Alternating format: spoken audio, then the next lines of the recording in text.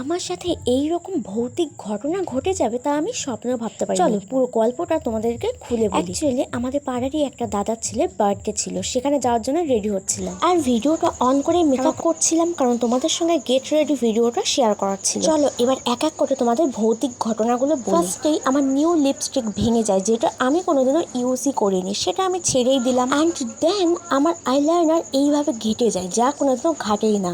আর তারপর দেখো আমার ক্লিপস এইভাবে ভেঙে যায়, যা ভাঙার কথাই ছিল না। আরো একটা ঘটনা গাইস, যেটা তোমাদের সঙ্গে শেয়ার না করে আমি আর পাচ্ছি না। আমাদের ঘরে না কেমন একটা শব্দ হচ্ছিল, কেমন জানি একটা গা ছমছমে লাগছিল। অ্যাকচুয়ালি সত্যি কথা বলতে আমি বাইরে রাত্রেবেলা থাকতে পারলেও ঘরের মধ্যে একদমই থাকতে পারি না। জানি না কেন ঘরের মধ্যে থাকতে আমার প্রচন্ড ভয় লাগে। বাই দ্য ওয়ে, তোমরা আমার মুখ দেখে নিশ্চয়ই বুঝতে পারছো যে আমি কতটা ভয়ে ভয়ে মেকআপ করছি। আর এই ঘটনাটা ঘটেছে 1 মাস আগে। তাহলে গাইস এইসবের পিছনে আমি যেটা ভাবছি সেটাই। তোমাদের কি মন্তব্য কমেন্টে জানাও।